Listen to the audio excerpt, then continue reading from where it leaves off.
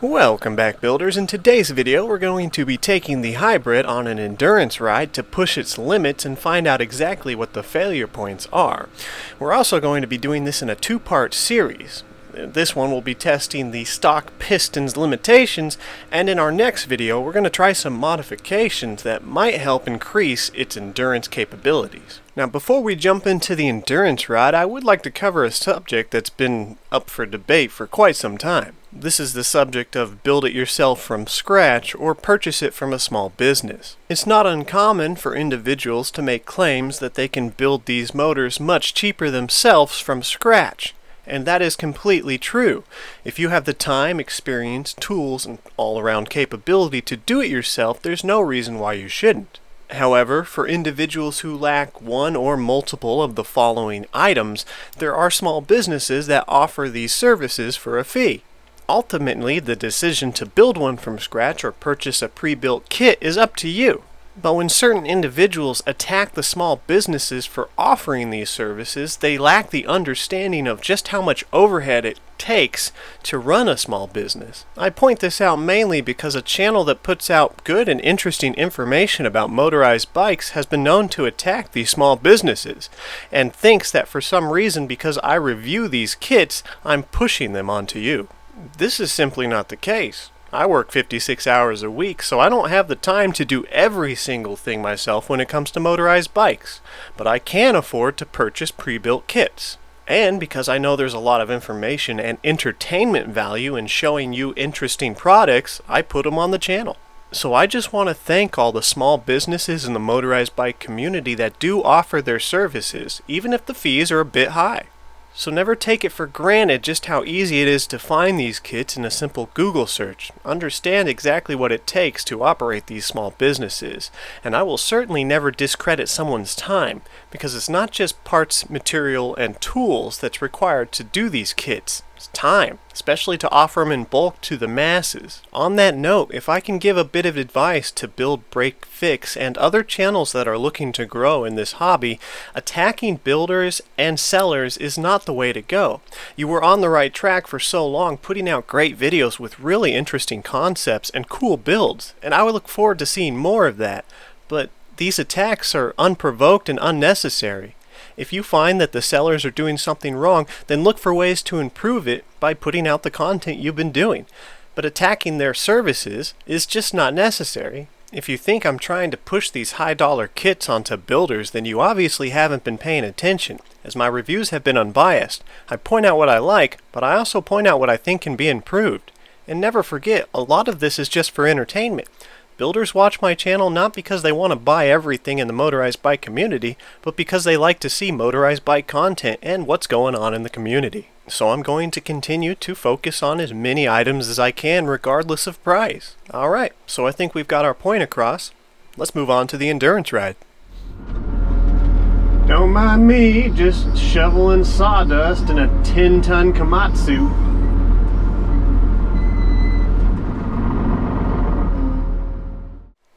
So let's go ahead and cover the bike that we'll be taking on today's ride, as well as the conditions that it will have to endure. Most of you already know this build, but for new viewers, we'll quickly cover the basics. The frame is an F0 from Bikeberry. I'm using a Gemini wheel set from Will Kid.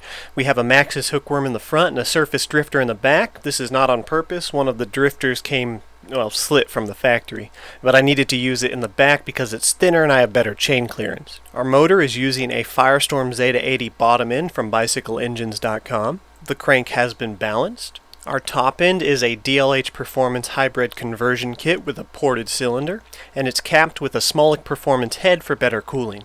And we're also running the SAF Super Clutch from DLH Performance with 1mm spring washers. We have the VM18 Mikuni carburetor and a cut and welded jog pipe modified to fit this frame. This will be a 50-mile round trip, 25 out, 25 back. We'll be taking mostly side highways that are used for logging, so they're pretty rough. It's definitely not a smooth ride. Our temperature for today is in the high 80s and the low 90s. It fluctuates throughout the trip, and we're going to carry an average speed between 35 and 40 miles an hour, pretty much non-stop until we have an issue. Oh yeah, and for some reason today was really windy.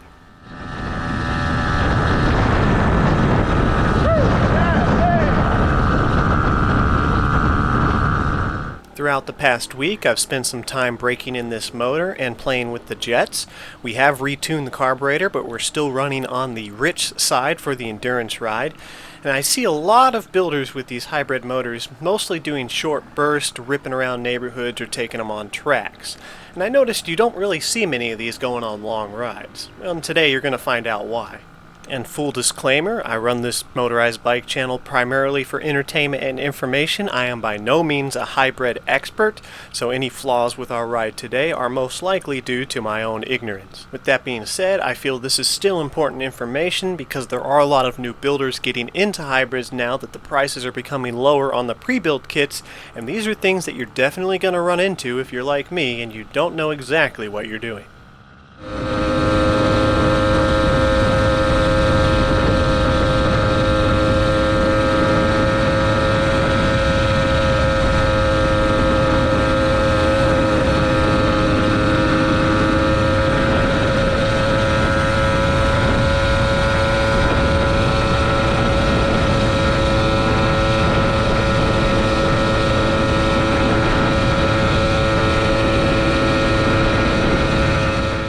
After heat soaking the motor for 15 minutes and holding a consistent speed of about 35 miles an hour, I decided to give it a full throttle pull to see exactly what it would do.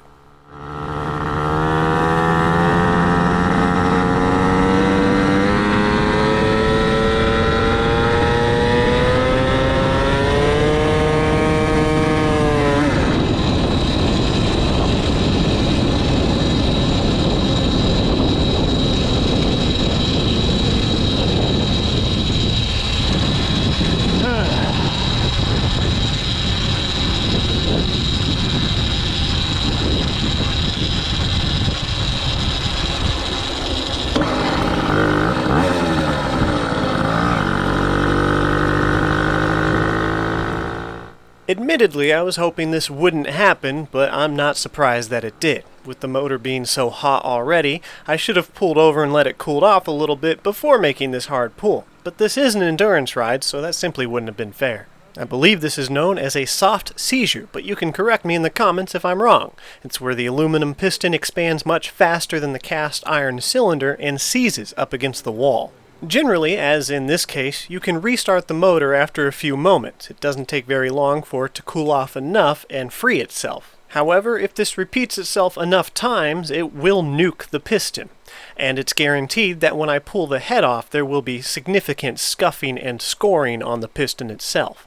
However, in my personal experience with the previous cylinder, it usually doesn't cause any damage to the jug itself. Just the piston. Usually you'll just get some aluminum built up on the cylinder that you can hone off. But in a worst case scenario, if you do nuke the piston, then there can be significant cylinder damage. I do have some ideas that I've collected throughout the community which should help eliminate this issue, or at the very least, significantly prolong your ride time before this occurs. We'll go over those in just a little bit, but we've still got a lot of ground to cover, so let's push on.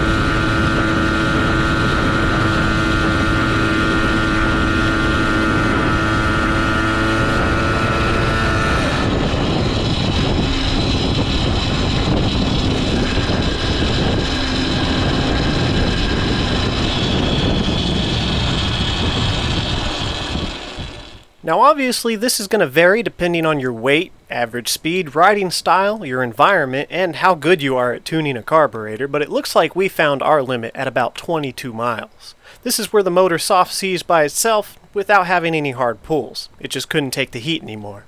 So now that we've found our limit with this motor, let's pull out the heat gun and get some temperature readings, and then talk about a possible solution which we'll be trying to repeat this test with in our next video on this bike.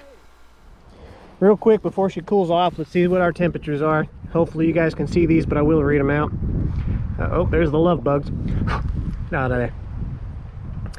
Alright, spark plug, I'm getting 200, 198, 200 on the top of the spark plug. I'll try and get down into the bottom of the head. I got 280. It's jumping all over the place because I'm kind of shaky. It's probably jumping between the bottom and top of the fins. So I got 250, 240. Edge is 122. It's cool. That's no surprise. The studs are actually surprisingly cool. I got 130 on the top of the studs. Try and get to the bottom. Yeah, still 130. 230, 280, 275, 240, 252, 280.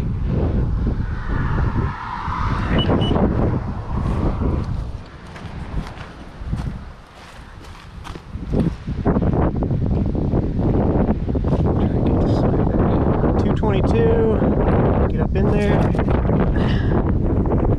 241, 255.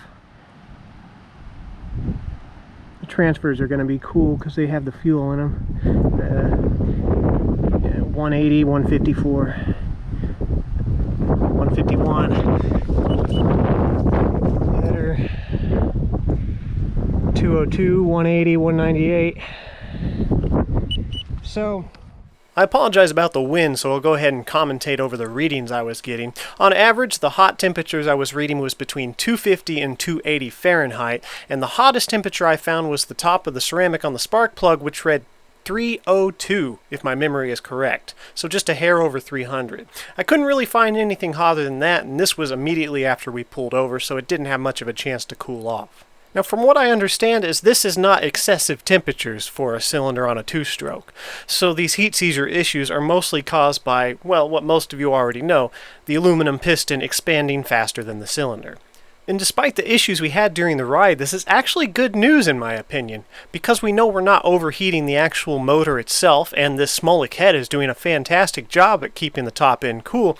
If our solution that we're about to talk about works, we might have a nice long runner. So let's go ahead and see what's up. While browsing some of the random motorized bike groups, I had noticed a picture where somebody had posted a Minarelli piston that they had drilled a few small holes in along the score lines, which we'll cover here in a moment, to help give it more lubrication, cooling, and give more room for expansion. Now, I would love to give credit to whoever made that post. If it was you and you happen to be watching the video, let me know, and I'll pin it. But I couldn't find it when I went to look for it for this video. But let's go ahead and show you what I'm talking about. So here I have my original stock Minarelli hybrid, and here's the piston that came out of this one. This one had soft sieged a few times, and you can see the scoring marks right here. This is the intake side. These are the windows, and there's mostly scuffing on this side, a little bit of scoring as well. We go over to the exhaust side. You can see right here, not exactly on the exhaust itself, but towards the wrist pin, here's another score mark.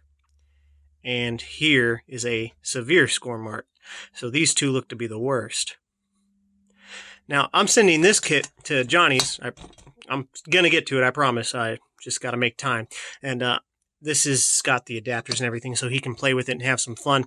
But what I plan on doing with the one I have in the bike right now is drilling 3 very small holes along where these score marks will be to help lubrication reach the cylinder wall and hopefully prevent this from happening. It's definitely something that should be an interesting test, but it won't just provide lubrication through those holes and cool it down a little bit. It will also help provide a little bit of room for the piston to expand around these areas in theory. So that's what we're going to try. Now, depending on how bad the piston damage is when we pull the head here in a few days, we'll decide on whether or not we're going to keep using this piston inside the cylinder at the moment. But Build Break Fix actually has 2 creative ideas that might come in handy. He claims you can use the standard China doll pistons, and because they're thicker, they have a slower expansion rate, and they should work with the Minarellis because they're the same diameter. It might require different base gaskets for squish gap, but we'll have to test that out. He's also messing around with some ceramic or Cerakote on the top of the piston to help reflect heat, which I thought was a creative idea. So for what it's worth, Build Break Fix, you're doing some good work. I just hope that that's what you keep doing and not the other thing. The good news for our trip is we did make it back home. We slowed our speed down to about 30 miles an hour for the return trip and had no further issues. So it looks like today we made 44 miles, round trip of course, but we had issues, so we won't call it a complete success. In part 2, look forward to these experiments, and we'll see how it turns out when we try and repeat this run and see if we can get that 50-mile mark without any issues. So I hope you got some useful information out of today's video, and until next time, ride safe.